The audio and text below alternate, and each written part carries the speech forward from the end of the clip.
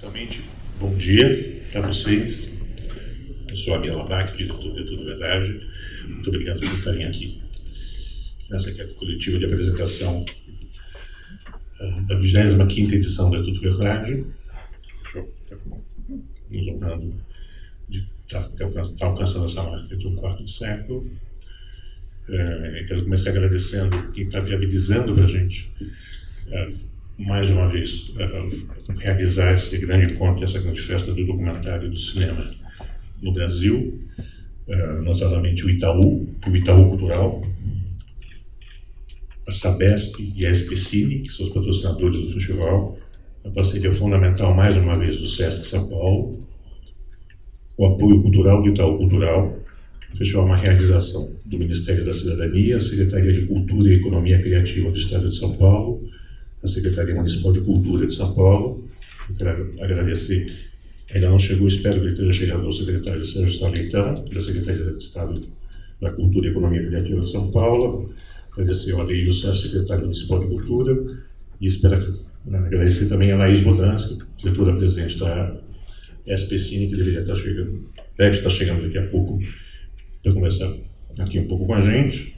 Eu quero, já de saída, primeiro agradecer também mais uma vez ao Itaú Cultural por estar nos recebendo nessa coletiva, inúmeras iniciativas do festival desse ano. A gente já abriu uma espécie de pré-festival aqui nessa terça-feira passada, tradicionalmente. Nas terças do Itaú, a gente está passando durante esse mês aqui no Itaú Cultural alguns dos primeiros premiados brasileiros de Tudo Verdade. Hoje tem sessão aqui às 19h, com o segundo vencedor, que é o Geraldo Filme, do Carlos Cortez, que é um cineasta que infelizmente nos deixou no ano passado. Eu quero frisar a importância do apoio extraordinário feito pelo Itaú e pelo Itaú Cultural nesse ano, para a gente estar podendo realizar o É Tudo Verdade nessa 25ª edição, com uma dimensão maior do que nos 2 últimos anos, cumprindo uma provocação do Salão aqui na coletiva do ano passado, ao final da coletiva, que a gente não estava fazendo ano passado a Conferência Internacional do Documentário, e quando acabou a coletiva, o Salão no meu ouvido falou: a gente vai fazer o ano que vem, e a gente está fazendo o ano que vem por causa do Itaú e do Itaú Cultural. Então, Eduardo Salão, muito obrigado pelo seu empenho, não só pela Tudo Verdade, mas nesse momento, eu acho que todo mundo sabe e é testemunho do que o Itaú e o Itaú Cultural tem feito pela cultura brasileira como um todo. A cultura brasileira está abandonada, com pequenas exceções, e é fundamental, nesses momentos, ter aliados que são aliados que estão também em sintonia com os objetivos de nós, produtores culturais e grandes ações culturais no Brasil. Eu vejo aqui a Laís Bodansky, que eu já dou as boas-vindas a Laís. Laís, por favor, junte-se a gente. Diretora-presidente da SPCine. Bem-vinda, Laís. Dona Kiss. Dona Kiss. Por favor. E, enquanto a Laís se ajeita, eu queria, eu acho que seria fundamental e mais do que merecido que essa coletiva começasse a gente ouvindo o Eduardo Salão. Salão, por favor. Bom dia a todos, bom estar aqui com vocês. Bom poder ter o privilégio de comemorar, de celebrar 25º É Tudo Verdade. Bom estar aqui com a Laís, com meu amigo do Sesc, Paulo.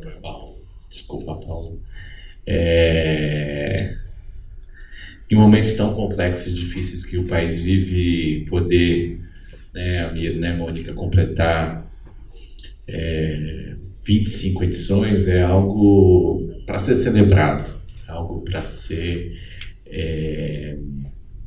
de fato, afetuosamente abraçado. Então, estou muito feliz, eu me considero um privilegiado de estar à frente de uma instituição que pode estar mais uma vez rendendo homenagens e reafirmando a nossa parceria com É Tudo Verdade, né? Nosso querido Mário Pedrosa dizia que em tempos de crise precisamos estar mais perto dos artistas. E o É Tudo Verdade, não há dúvida que é um desses grandes fazedores de pontes para que a gente possa estar mais perto dessa multidão de artistas que já percorreu as 24 outras edições dessa belíssima mostra. Como vocês bem sabem, a gente tem um histórico de apoiar mostras e festivais. Esse é um eixo estratégico de atuação nossa. Isso faz com que a rede seja consolidada daquele campo que está sendo apoiado. Isso faz com que os artistas, os produtores se articulem, ganhem mais organicidade, mas acima de tudo isso faz com que a gente possa transbordar a produção artística e o campo cultural para além das nossas fronteiras. É nesse momento dos festivais, das mostras, dos grandes encontros, onde a cidade, mais por qualquer momento, lá está aqui, sabe bem disso, se mobiliza para, inclusive, ir além do que está acostumada a fazer, né? A MIT, é o festival, é o Tudo Verdade, é a Mostra Internacional de Cinema, é a festa que acontece também das artes visuais com a SP Arte. E esses momentos são momentos que a gente pode transbordar o fazer cultural muito além daquelas pessoas que acostumadamente, que bom, que já estão conectadas conosco. Então, estar junto do É Tudo Verdade é poder ter contato com a mais potente produção do campo do documentarismo do Brasil e do mundo. 2, é poder ativar e reafirmar essas redes orgânicas que giram, que se articulam, que se conectam em todo É Tudo Verdade. Não só os artistas, mas os produtores, né? O mundo dos programadores e todo este campo que faz e que atua, que dá condições para que a cultura aconteça. E terceiro, é se conectar ainda mais intensamente com o público. Acho que essas questões são fundamentais para nós e por isso que, mais uma vez, a gente reafirma não só o nosso compromisso em aportar recursos, e de fato a gente cresceu substancialmente em relação aos anos anteriores, em virtude até do momento do Tudo Verdade, em virtude da 25ª edição, para celebrarmos, precisamos celebrar, né? E não só por meio dos nossos apoios nós estamos presentes, mas também com os nossos equipamentos, né? O Auditório Ibirapuera, com a abertura, que é um equipamento da Prefeitura de São Paulo, que a gente já está no 9º ano de gestão daquele belíssimo equipamento, continua impecável. O Espaço Itaú de Cinema também, né, que dialoga com o festival, e aqui o Itaú Cultural, né? Além do nosso espaço virtual, que também a gente tem a tradicional mostra, como o amigo destacou anteriormente. Então, estou muito feliz de estar com a SPCine, feliz de estar com o SESC, feliz de estar com a Sabesp também. Eu acho que a gente tem que reafirmar nesse momento tão complexo e também celebrar os parceiros, né?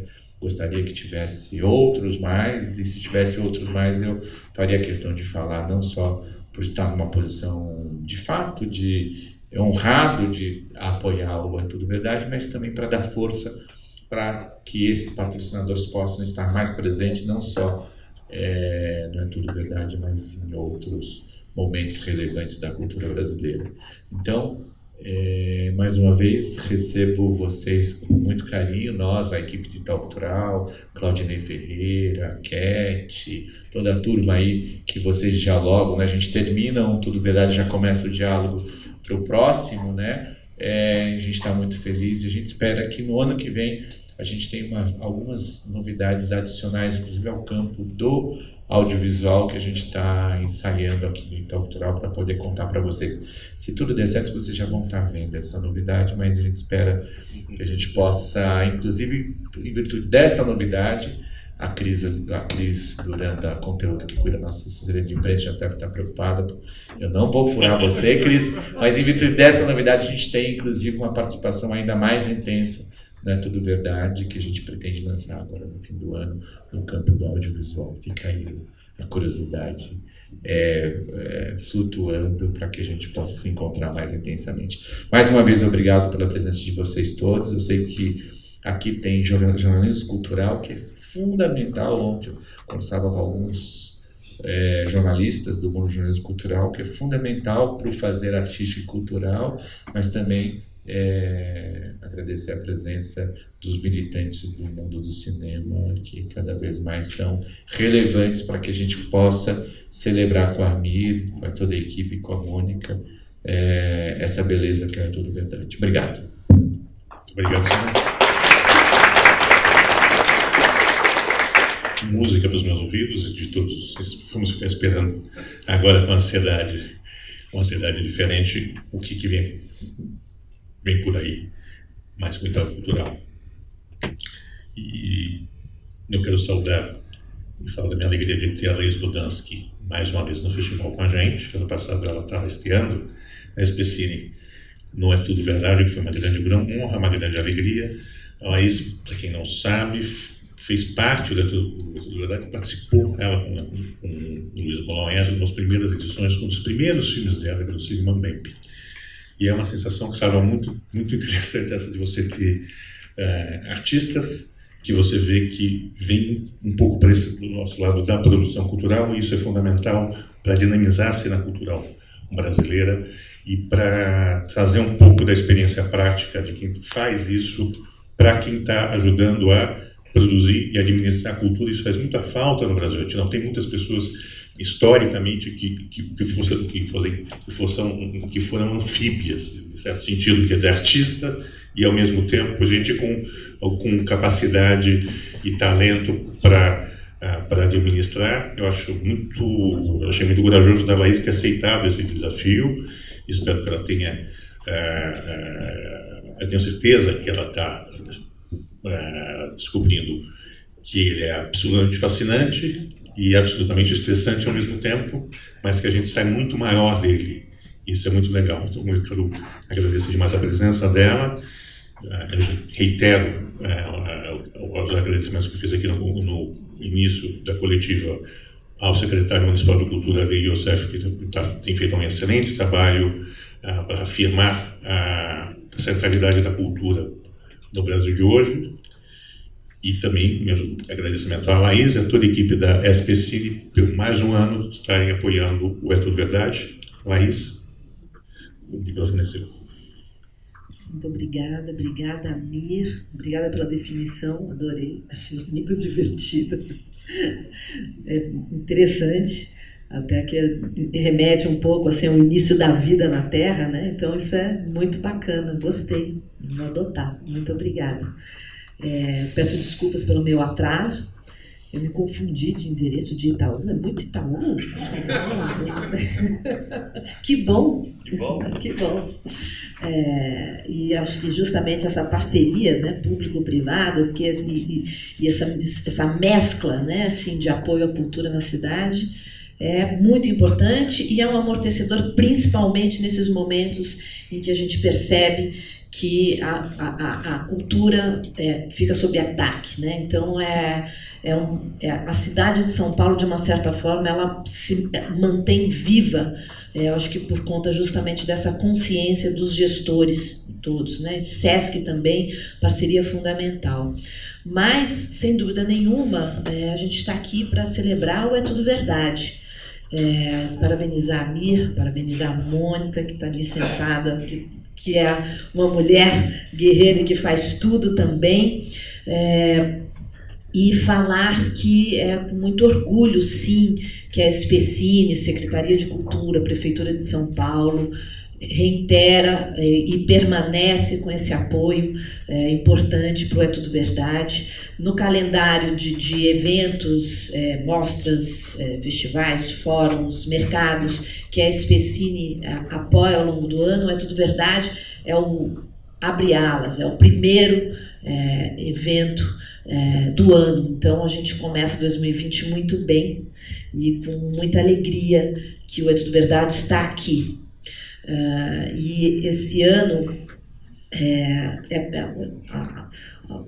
a SPCine, ela pela primeira vez, ela fez uma forma diferente de definir os apoios a mostras, festivais, todos os eventos, num formato que a gente considera mais transparente, através de pontuações objetivas, características dos eventos, para tornar uma forma mais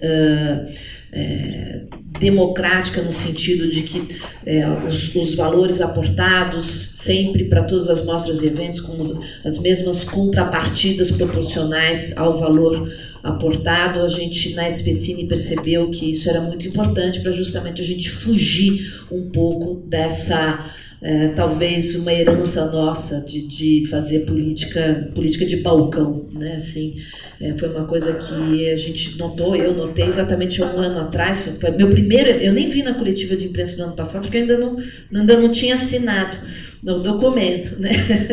Mas eu vim na abertura, foi realmente o primeiro evento.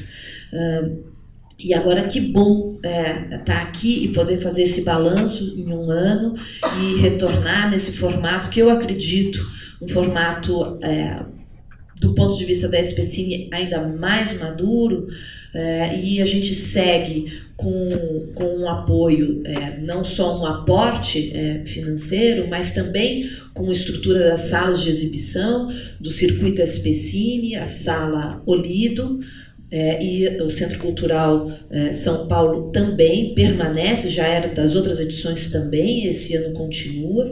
E esse ano a gente também continua com um braço na SPCine Play, que é a plataforma de streaming, que é a única pública do país. Então, durante 90 dias, alguns filmes, 90 dias, não sei se 10 filmes, de catálogo, não necessariamente os que estão nessa edição, mas é uma oportunidade também para revisar, para rever, para relembrar outros grandes títulos que já me corrija, Amir, se eu estivesse falando bobagem. Só complementando o que você está falando. O que a gente está fazendo, aperfeiçoando nessa área da parceria com a SPCine e com a SPCine Play, o que a gente fez mais uma vez desenvolver.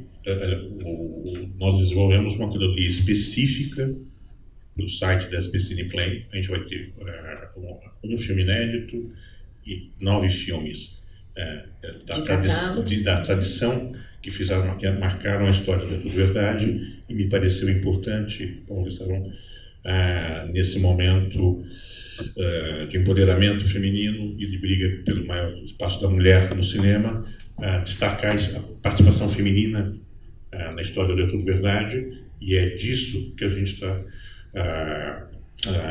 construindo, a partir disso que a gente está construindo a mostra que a gente tem na SPCine Play. A gente tem 10 filmes de cineastas mulheres, sendo um deles inédito. Então, ao mesmo tempo, um prazer e um editorial. Incrível, muito obrigada, acho excelente, e é uma forma também da gente, cada vez que o tempo passa, para mim fica mais claro que a sala de exibição com a plataforma de streaming, elas não são concorrentes, ao contrário, uma alimenta a outra. E principalmente no universo do documentário, a gente precisa cada vez mais trazer produções de qualidade, e a curadoria do Amir é exatamente isso, esse selo Amir nessa curadoria faz toda a diferença. É uma honra imensa ter a prateleira do É Tudo Verdade na SPCine Play, e também a gente combinou, né, que ao longo nos próximos 6 meses, em algum momento também, nós teremos a honra de contar com uma masterclass, que não sei se vai ser o próprio Amir ou como vai ser, como a gente também como uma contrapartida para a sociedade, principalmente para as pessoas que não têm acesso às formações, ou porque não tem perto da sua casa, ou porque não tem recursos para pagar. Então, a gente iniciou essas contrapartidas sociais também para a sociedade através dos festivais, porque a gente acredita na importância da formação tanto de novos curadores, como de novos técnicos, novos talentos, novos produtores. Então, a gente inicia esse ano, ainda não sabemos quem vai ser, mas acredito que venha também uma pessoa bem importante e bacana, convite do Amir, se não for o próprio Amir, né, Amir? Já fica aqui, ó. É sempre uma honra, é sempre uma honra. Aliás, é muito gozado, voltando a 25 anos atrás eu estava sentado naquela cadeira. Né?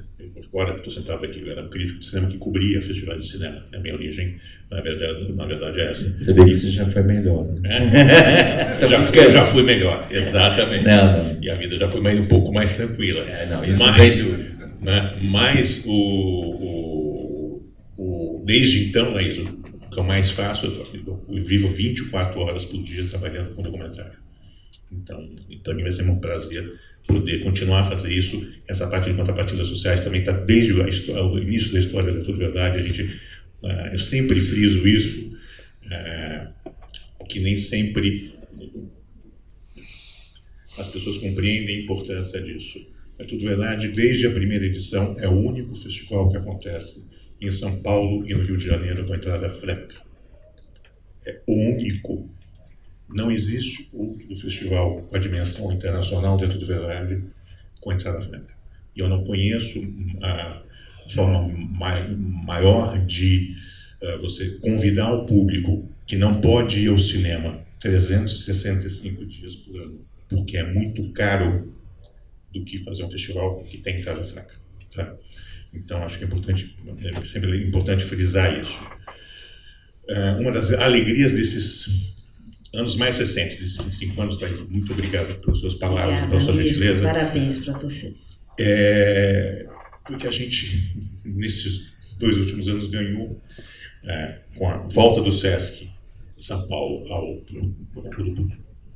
o apoio e a promoção cultural do É Tudo Verdade do Sesc São Paulo. O Sesc São Paulo estava na origem do É Tudo Verdade, Leis. O primeiro ano, o primeiro É Tudo Verdade, o Sesc São Paulo foi fundamental. O professor Danilo, já era o professor Danilo, foi fundamental, Sarão, para a gente poder lançar a pedra inaugural do É Tudo Verdade. E é um privilégio a gente ter esse brasileiro maior, que é o Danilo Santos de Miranda, à frente do Sesc São Paulo, ainda nos apoiando. E a alegria que eu estou falando, Paulo Casale, gerente do Sesc em 24 de maio, foi a abertura do Sesc em 24 de maio, e a gente ter sido uma espécie de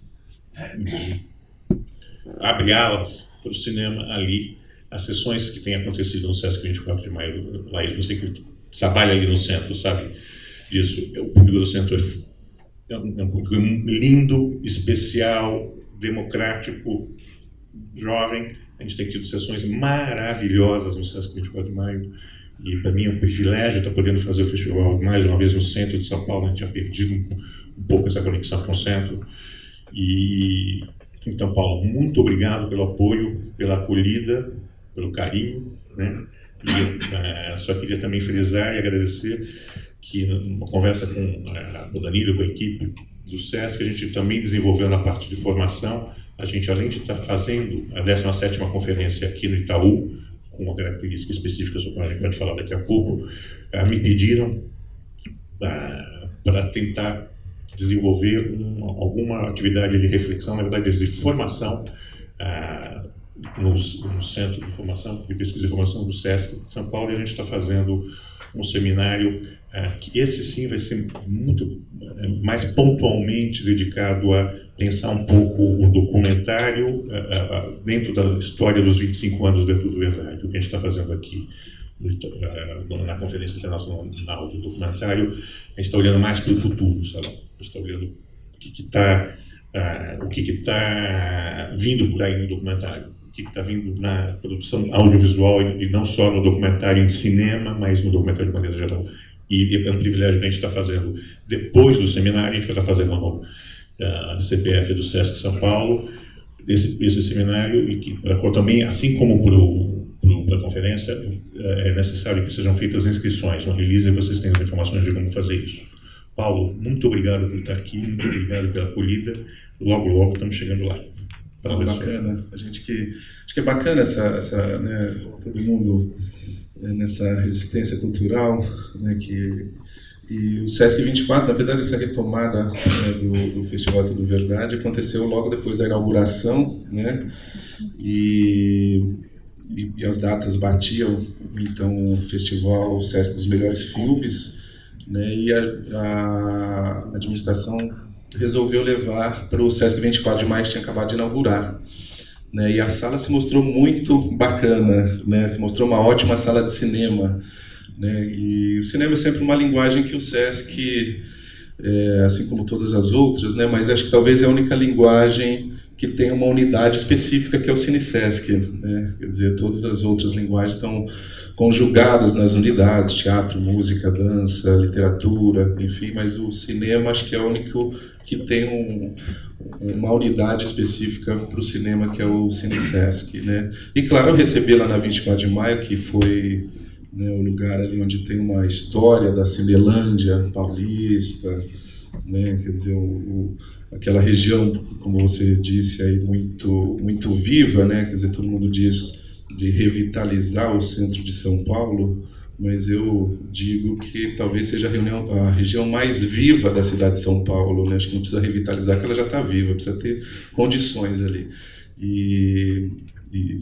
Enfim, e o festival acho que foi muito bem recebido, não só pelo Sesc, mas assim pelo entorno ali, pela essa vida que tem ali no centro, né? Já visto o Olido ali também, né? Enfim, todo aquele... Acho que é um quadrilátero cultural que a gente tem ali, com o teatro, com a própria Galeria Olido, com a Biblioteca Mário de Andrade, com ali me fugiu agora o nome, na Praça das Artes, enfim, é toda essa região ali, que é uma região, né, que tem uma efervescência artística e cultural ali muito interessante. O festival acho que caiu como uma luva ali naquele espaço nosso ali, e já vamos para a 3ª edição. Né? Então acho que é sempre muito prazeroso receber o festival, né, e toda a importância que ele traz Vamos fazer 3 anos já. Foi inaugurado em agosto de 2017. Né? Vamos fazer já a 3ª edição do festival. Né? 18, 19 e agora 20. Então, e a sala se mostrou muito, muito bacana para o teatro, né? Que para a gente, quer dizer, todos os equipamentos nossos são adaptados para as várias linguagens, né? E ali foi sensacional, assim, essa inclinação da sala, enfim, todo o tamanho, né? Que são 250 lugares ali, muito bacana. E só, né, reafirmando, esse ano o Sesc ampliou a participação, que teremos essas atividades formativas no CPF, ali na 9 de julho, mais precisamente na Plínio Barreto, ali no prédio ali da Federação do Comércio. E em junho o festival também faz uma itinerância por algumas cidades do interior, né? Jundiaí, Araraquara, cidades com nome indígena, Jundiaí, Araraquara, Sorocaba, e Ribeirão Preto e Santos. Então também itinera por essas cidades todas em junho. Como a gente fez no ano passado. Né? Sim, que já sempre aconteceu essa itinerância também. Itinerar está na raiz da verdade. A gente gosta de fazer o festival, uma festona nessa cidade. Em São Paulo e no Rio de Janeiro ao mesmo tempo, e depois a gente já fez uma itinerância pelo Brasil, e itinerâncias que são mais pontuais no interior, e agora com essa parceria com o Sesc, nós temos permitido fazer sistematicamente, tomara que isso se amplie mais, exatamente. Então, muito obrigado. Eu vou muito rapidamente falar mais algumas coisas sobre a programação, só para pontuar uma outra coisa. A gente vai estar exibindo 83 títulos, sendo 2 sedes, então, na verdade, isso tem mais ou menos algo um pouco mais, como quase 100 sessões. São mais de 15 premieres mundiais, pelo que eu contei, correndo na madrugada. A gente teve, os filmes que a gente está mostrando são filmes que vêm dos 5 continentes.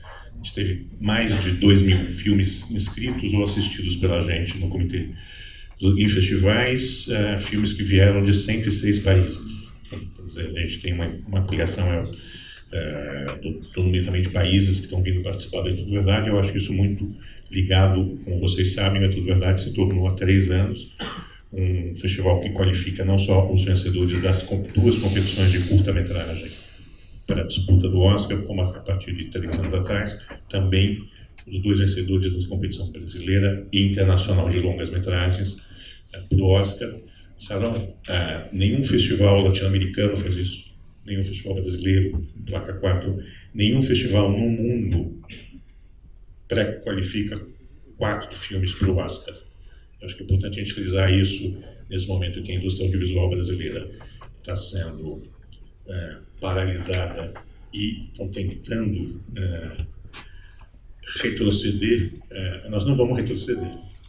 E eu acho que esse reconhecimento que É Tudo Verdade ajuda ao documentário brasileiro e internacional a ter, com esse selo da academia, é um símbolo muito forte de que nós temos um padrão internacional de produção que é reconhecido mundialmente. Quem aqui dentro não reconhece, azar dele. Ele passa, a gente fica. Né? Cinema fica. Eu queria agradecer aos membros do Comitê de Seleção do É Tudo Verdade, que a gente trabalha durante 3 meses virando madrugada no filme. Isso é um prazer, é uma das coisas mais deliciosas do mundo. Mas acaba, infelizmente, retoma só alguns meses, 6 meses depois. O comitê desse ano foi formado, e algumas dessas pessoas estão na sala. Eu agradeço muito a presença delas e o trabalho delas: a Ana Glogomski, a Ana Paula Souza, a Beatriz Pérez, a Ela Bittencourt, o Luiz Felipe Labac, a Neuza Barbosa, o Orlando Margarido, o Sérgio Riso e, pela primeira vez, o cineasta Tyler Spencer, que fizeram parte do comitê de seleção desse ano. Eu agradeço demais a presença deles. A gente sempre procura misturar cineastas, programadores nacionais e internacionais. E eu quero frisar que nós temos uma maioria de mulheres no comitê de seleção, que eu acho que é muito importante. É importante você garantir, acho que a parte do empoderamento feminino não está apenas em estar fazendo mais filmes e participar mais das equipes técnicas, mas também de ter mais críticas de cinema, de ter mais curadoras de cinema. Isso é muito importante.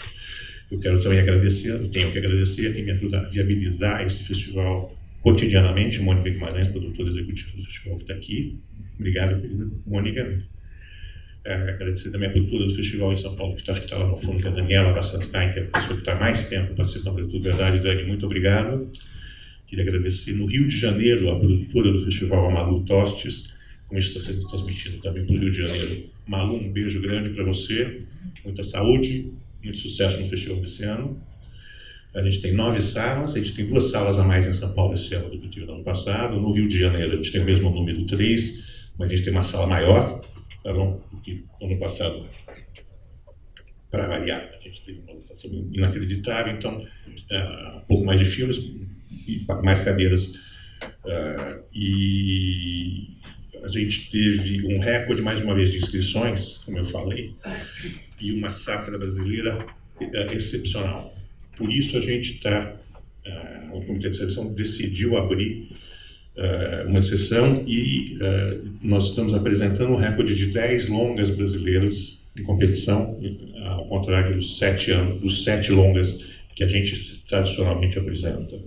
No total, a gente apresenta 14 longas brasileiros inéditos, né? Que é o mesmo número de 2019, mas em competição a safra é tão forte que a gente achou que era mais do que merecido colocar 10 filmes em competição. Vocês vão ver que a gente tem uma série de atividades ligadas aos 25 anos. O objetivo básico, não é nostálgico, mas o objetivo básico do festival, desse foco 25 anos, é mostrar como o passado está dialogando com o presente dialogando com o passado, e 2, como a gente tem na história do festival vários momentos em que o que estava vindo a gente estava mostrando e como isso está acontecendo também nesse ano, né? Por isso que a gente fez o desenho que a gente fez e que mistura projeções que são retrospectivas, filmes que já passaram no festival e, destacadamente, 2 séries. O formato série documental está em expansão no mundo, está em expansão no interesse dos espectadores, e a gente acho importante mostrar que nem toda série documental é uma série criminal, uma série policial, né? Com 2 exemplos de excelência, um clássico e mais inédito no Brasil e outro absolutamente inédito, novíssimo. O festival tinha como sala principal o Instituto Moreira Salles, né? E a gente tinha muitos problemas com o Instituto por conta de ser um lugar pequeno, né? Um espaço muito pequeno. Depois do seu festival, eu fui cobrir alguns festivais, o Ecofalante, o Inédit, o Mix Brasil, e todos esses festivais tinham o Ecofalante, um festival muito pequeno, com pouca grana, e tinha o Itaú como sala de exibição.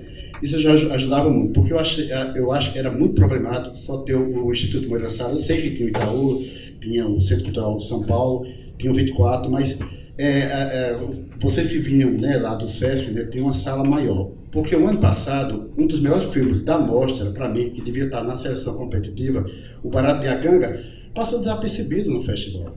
E eu fui tomar conhecimento do Barato de Acanga no Inédit, que por sinal ganhou o festival. Aí eu queria saber, foi para mim, eu estou muito feliz por ter o Itaú agora, o Augusta, saber o que aconteceu esse ano para ter realmente uma sala que possa ajudar a gente a ver esses filmes de uma forma melhor. Obrigado pela pergunta. Em primeiro lugar, vocês devem se lembrar que há 2 anos atrás, É Tudo Verdade, foi o primeiro festival brasileiro que sofreu um impacto desastroso de ter patrocínios cancelados em cima da hora. Isso nos levou a ter que criar condições para o festival acontecer. E nesse momento nós fomos abraçados pelo Instituto Moreira Salles, que estava chegando em São Paulo.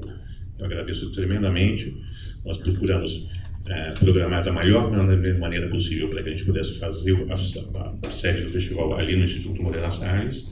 Continuaremos fazendo isso no Instituto Moreira Salles. E, felizmente, esse ano, como a gente tem uma situação orçamentária um pouco mais confortável, graças a uma ampliação da participação do Itaú, a gente está podendo fazer está podendo fazer o festival também do Itaú Augusta. Em segundo lugar, a participação do Itaú, mas sim, pelas insistências da Mônica, que ficava aqui, agora tem que ser agora. Então, vamos fazer. E graças ao Ademar de Oliveira e à Patrícia Durantes, que são batalhadores do cinema brasileiro como poucos. Em segundo lugar, Milton, sua antena falhou. A mais bonita sessão do ano passado da Tudo Verdade foi a do Barato de Acanga, no Sesc 24 de maio, na sexta-feira à noite, em que a gente deixou, infelizmente, centenas de pessoas de fora. As pessoas uivavam e choravam no cinema. Às vezes, eu sei como é duro quando a gente está cobrindo o festival, às vezes a gente perde o que está acontecendo porque a gente está numa sessão e não conversou com a pessoa certa no dia seguinte sobre o que aconteceu. Então não é uma falha sua, mas sim, o Barato de Acanga passou com um grande destaque na Tudo Verdade, e quem estava lá não esquece. Outra pergunta?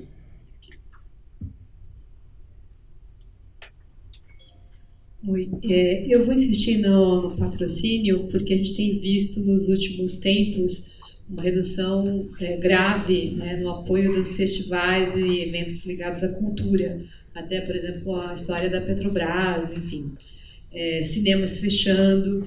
E você acabou de lembrar de 2 anos atrás o patrocínio ter sido cancelado pouco antes do festival. Um patrocínio como o Itaú, não tenho nem o que dizer, então um dos maiores anunciantes do Brasil. Eu cubro essa área de marketing. Você se apresenta? Lena Castelhão, eu sou do Clube de Criação. Então eu queria que você falasse um pouco mais, não só especificamente do É Tudo Verdade, mas como sobreviver, como manter um evento, a que duras penas vocês conseguem manter, e o cenário geral de patrocínio. Lena, a primeira coisa que eu tenho que dizer é o seguinte, infelizmente nesse país, cultura não é prioridade. Se fosse prioridade, o Museu Nacional não teria queimado. Essa é a primeira conta. Segundo, um festival como É Tudo Verdade fazer 25 anos é um milagre, como a mostra chegar a mais de 40 edições. São milagres que acontecem no Brasil, né? eu sinto demais pelos pequenos eventos que estão tendo muito maior, dificuldades muito maiores do que as imensas que a gente, não é tudo verdade, nos últimos anos tem enfrentado, e felizmente, graças a parceiros como os que estão aqui na mesa, a Sabesp e outros apoios que a gente recebe, tem permitido, é tudo verdade, continuar a fazer um dos maiores e mais bem conceituados festivais de documentários do mundo, né? Agora, eu tenho um exemplo, que é o próprio exemplo do É Tudo Verdade. Quando o É Tudo Verdade surgiu, a gente não tinha nenhum dinheiro. O que a gente tinha era parceiro. Então a gente teve o SESC, teve uma participação pequena da Secretaria Municipal de Cultura, do Centro Cultural Banco do Brasil, que naquela época não estava em São Paulo, só estava no Rio de Janeiro. E nós nos unimos com os parceiros que tinham o mesmo objetivo, que naquele momento era ajudar a ampliar o espaço em salas de exibição no Brasil para uma produção que tradicionalmente sempre foi muito vigorosa esteticamente, mas que não tinha muita presença em mercado, que era o documentário, e nós conseguimos fazer. Então, quem quer fazer, quem tem vontade de fazer uma mostra ou manter a sua mostra, procure em torno, você vai encontrar parceiros que vão ajudar a viabilizar de alguma maneira. A gente fez um festival muito pequeno no primeiro ano, a gente tinha 27 filmes convidados, não havia competição. Virou um dos festivais mais premiados, mais conceituados no mundo de documentário.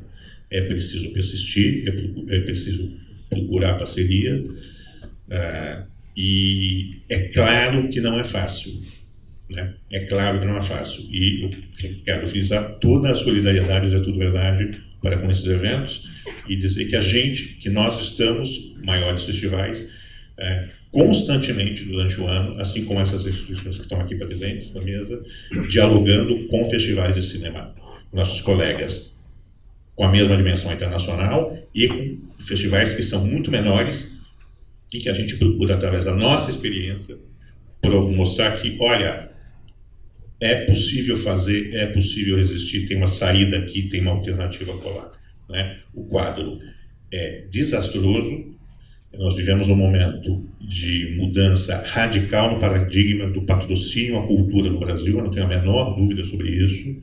O papel que o Estado cumpria, que tinha muitas qualidades e tinha alguns defeitos, ele está deixando de cumprir, por isso que o patrimônio brasileiro está abandonado, por isso que a produção cultural brasileira está abandonada, e é por isso que é fundamental ter parceiros como a Secretaria Municipal de Cultura de São Paulo, a Secretaria de Estado da Cultura de São Paulo, o Itaú Cultural, o SESC e a Sabesp, que ainda acreditam que a cultura é uma das marcas da civilização e que não vão deixar a cultura brasileira fenecer. Por favor. Eu queria só fazer um complemento enquanto prefeitura, que eu acho que é importante lembrar que um país, né, claro, a gente tem um governo federal, a gente tem uma política pública, uma gestão pública federal, mas a gente tem os estados e os municípios. E um país ele é feito também e principalmente pelos seus municípios. Claro que os orçamentos, aí você fala de uma outra ordem de grandeza, porém, eu não vejo hoje os municípios concordando com este ataque à cultura, muito pelo contrário. E a cidade de São Paulo faz questão de frisar isso, sublinhar, deixar bem claro a sua posição e a importância da cultura na sociedade, na economia e principalmente a manutenção dos apoios e patrocínios para mostras, festivais e mercados, que é justamente o pulmão da nossa indústria do audiovisual. Parece que não, mas os festivais eles são muito importantes para revelar talentos, para reunir pessoas, para se debater, para se transformar em também em economia, em vendas, em projeções, em Oscar, em mídia, né? Então, a cidade de São Paulo, aí eu faço essa fala no sentido de que a cidade de São Paulo tem sim essa consciência, e uma consciência não só da Secretaria de Cultura, como de outras secretarias também e da própria Prefeitura. Esse adendo. Obrigada. Helena, né? Vou me aventurar um pouco nessa sua conversa, daria quase um seminário, tá? Tem muitas coisas na mesa sobre essa sua pergunta que a gente precisa levar em consideração. Eu acho que a primeira questão é qual é o nosso papel em tudo isso, né? Nosso papel gestor, produtor, agitador cultural e artista nessa história, né? A Laís lembrou bem, a gente primeiro perde de vista que a estrutura de financiamento público no país é mais ou menos assim, 10% é a União, 30% são os estados e 60% os municípios, né? Essa é a estrutura de financiamento público no país, né, do ponto de vista orçamentário. Então vejam, de fato, como a Laís colocou, a importância dos municípios nesta agenda de difusão, de fomento e de apoio à cultura brasileira. E a gente perde de vista um pouco isso. A gente, gestor, produtor, né? Por isso que é importante ter uma cidade como São Paulo, do tamanho de São Paulo, o terceiro maior orçamento do país, dando exemplo, né, do quão é poderosa a cultura. Tem um outro universo que talvez a gente não saiba defender com a maestria que a gente precisa, até para convencer ainda mais a sociedade que é tão importante quanto dinheiro para a saúde, é dinheiro para a cultura, tão importante como dinheiro para a segurança pública, é dinheiro para a cultura. A gente tem a dificuldade de buscar números e informações sobre isso. Eu já adianto aqui, dia 17 de abril a gente lança um grande painel de dados da cultura no Brasil, bases do IBGE, da PNAD, para falar a relevância do ponto de vista econômico e os seus impactos no Brasil, e para nós isso vai ser um marco divisório, um painel de dados que as pessoas vão poder, inclusive, fazer pesquisas online, enfim. Mas isso é um tema. Para vocês terem uma ideia, o PISA do ano que vem, né, que é esse número que mede a educação no mundo inteiro, ele está adotando 2 novos critérios para medir a qualidade de educação e a performance do aluno, da escola, do professor. Os 2 novos critérios que eles estão adotando são intimamente ligados ao nosso fazer, ao nosso universo de atuação. Ele está adotando o tema da criatividade e está adotando o tema do questionamento. Isso vai ser base na construção dos números para dizer se aquele país, se aquele aluno, se aquela série, se aqueles professores, se aquelas escolas estão melhor ou pior na educação, no ensino formal. Criatividade e questionamento. Há algo mais poderoso do que o nosso campo da oferta, da imaginação, que a gente faz todos os dias no campo da arte e da cultura, do que oferecer, provocar, fomentar, aguçar a criatividade e o questionamento, né? Não estou falando de indisciplina, né? Até para, né? Eu sei que entre nós sabemos que não é isso, mas tem gente que acha que questionamento é indisciplina. Ao contrário, um bom questionador às vezes precisa ter muita disciplina para fazer isso. Então, a gente não se apropria dessas questões, né? Então, mais dinheiro para a arte e para a educação, pelo próprio PISA, vai significar mais dinheiro para a cultura e arte, pelo PISA, vai significar melhor performance na educação. E não porque a gente é ferramenta para, né? Eu também odeio isso, né? A cultura é ferramenta para melhorar a disciplina. Nós não somos ferramenta para nada. Nós somos transformadores de uma sociedade, né? E aí nós temos alguns dados que começam a evidenciar isso. A gente precisa saber provar isso para a sociedade, porque a sociedade acha, algumas vezes, em alguns setores, né, que dinheiro para arte, para cultura, né, dinheiro para o Carnaval de São Paulo é tirar dinheiro da saúde. Ao contrário, os ingleses acabaram de publicar uma pesquisa, um dos grandes desafios dos nossos novos tempos são os problemas mentais, né? Gerados por ansiedade, os nossos distúrbios. O mundo contemporâneo está produzindo entre nós mais problemas mentais, né? Os ingleses publicaram uma pesquisa que os problemas mentais vão invadir o sistema de saúde inglês, e uma das soluções para diminuir, para mitigar e até para efetivamente transpor o problema mental é a arte e a cultura. Eles estão provando isso por meio de pesquisa. Significa que investir na gente, em última análise, inclusive, é mais barato, porque na medida que alguém vai para o sistema de saúde, os custos são infinitamente maiores do que se tiver recursos para a cultura. Então, tem um campo aí de conversa que a gente precisa saber cada vez mais provar, até para a sociedade, ver que, como o Almir falou, né, no fundo, né, 1 milhão para a cultura é muito mais significativo do que 1 milhão para a saúde, e tem muito mais impacto do que 1 milhão para a saúde. Só para os corpos. Nada, é muitíssimo interessante e importante isso que você falou, que até pedir para você ser mais preciso. Dia 16 de abril vai ser 17 de abril vai ser apresentado aqui no Instituto Cultural. Dia Isso? 13. 13 de abril. Que eu tô mal, né? 13 de abril. 13 de abril a gente tem um grande seminário aqui para lançar um painel de cultura.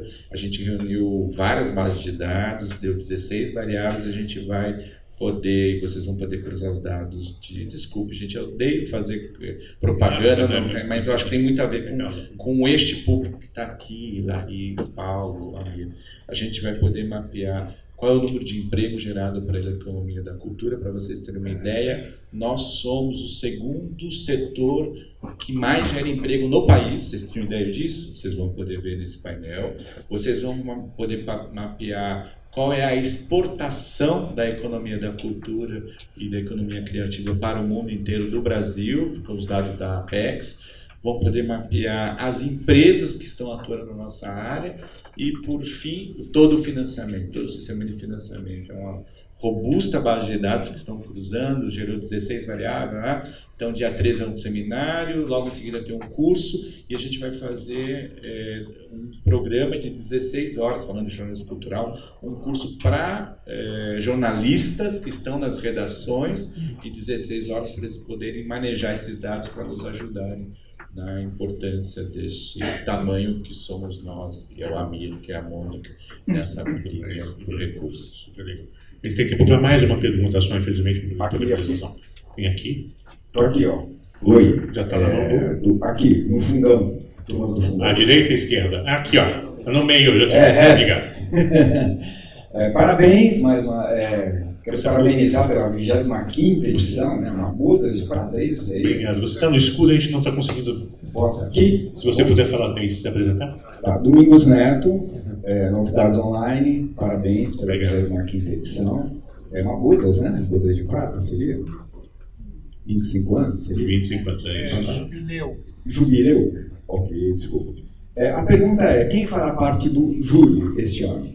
O júri do festival só é revelado durante a abertura do festival. Essa é uma prática do Voto de Verdade desde a primeira edição. A gente tem grandes personalidades do cinema brasileiro e internacional. O que eu só posso te adiantar agora é que o que a gente está fazendo do Laís nesse ano para formar um júri, a gente está trazendo pessoas que, uma parte de pessoas que marcaram a história do festival. Vão ser jurados, domingos, que já participaram de júris, ou já um pouco reencontrar velhos amigos que vão estar aqui no júri. Na abertura aqui em São Paulo, no auditório Ibirapuera, no dia 25, você vai poder conhecer os 6. São 2 júris, né? É um júri brasileiro e um júri internacional. Eu queria aproveitar para falar de uma novidade, ou mais uma novidade, falando em premiação. Salão, a gente decidiu inovar na relação com a produção latino-americana, que tem por sede aqui o Itaú, e a gente vai, esse ano, a premiação para o melhor longa latino-americano vai ser feita através de uma votagem de voto do júri popular. Então, está experimentando isso não é tudo verdade. Eu, em geral, acho complicado fazer isso em competições brasileiras, porque, em geral, quem põe mais amigo na sala ganha. Por isso que eu não faço isso no Brasil. Né? Mas latino-americano me pareceu que não, e que eu acho que é uma forma muito legal de ter uma resposta mais ativa, mais do que o nosso público está vendo e está valorizando no documentário.